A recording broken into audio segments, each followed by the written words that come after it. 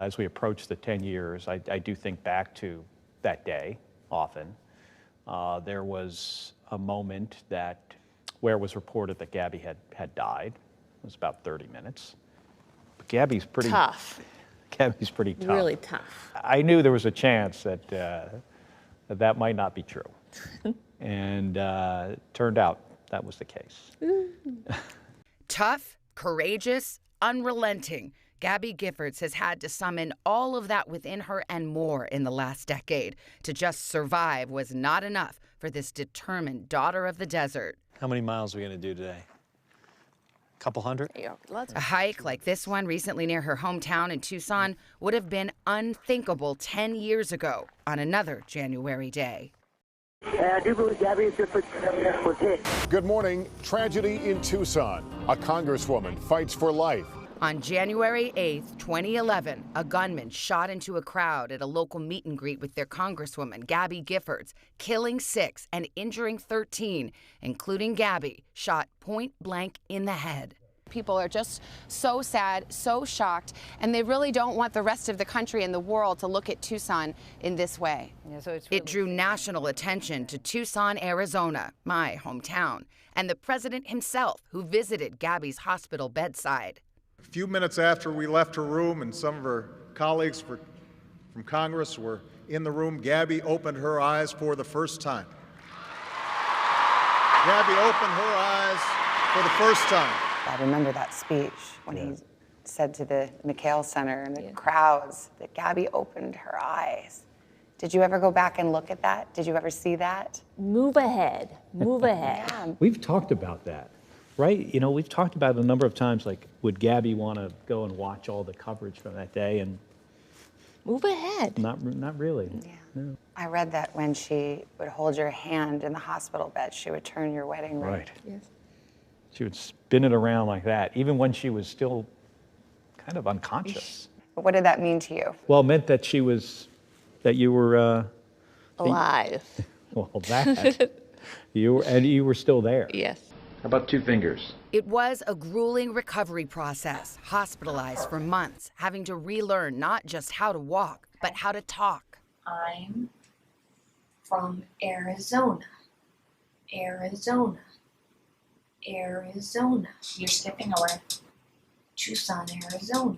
But years of pain and hard work and her continued struggle to speak have not diminished Gabby's sparkle or her sass. I knew you a little bit before the shooting, and it always struck me that you had the gift of gab. You were so eloquent, and speaking came so easily to you. And now I see that you fight for every word. You fight for it. What is that like? What is your rehabilitation like? Really, really sucks. You still have a way with words. Yeah. Tip of the tongue, Gabby Giffords. Speak, speak, speak so quiet now.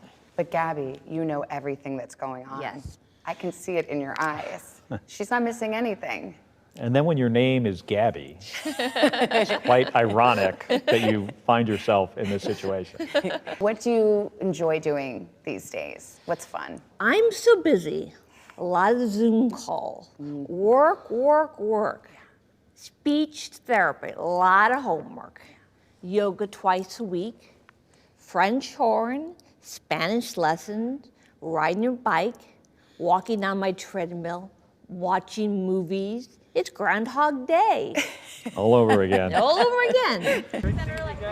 And something old that's new again for this couple, they're back in Washington after Gabby's husband, Mark, a retired Navy captain and astronaut, was recently elected by the state of Arizona to hold John McCain's former seat in the U.S. Senate. If I had told you 10 years ago, you're going to be a senator, would you have believed that? Would you have believed that? No. Was not in my plan. And in your heart of hearts, No. No. is there any part of you that thinks it should be her? Absolutely. Yeah, I mean, Gabby was the member of Congress. I often think to myself, I mean, if something would have happened to me, would Gabby have become an astronaut?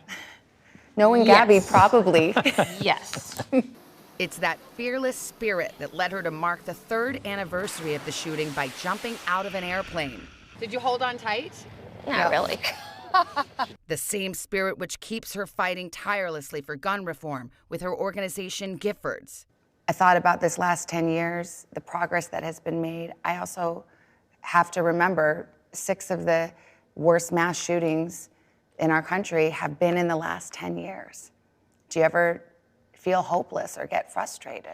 Hope. Confronted by despair, I've summoned hope. Hope, hope, hope. A message she worked months to deliver in a stunning speech at this year's Democratic National Convention. My recovery is a daily fight, but fighting makes me stronger. This is a year where a lot of people are struggling and for different reasons. And no, they didn't go through what you've had to go through, but what is your message to people who might be struggling and having a hard time?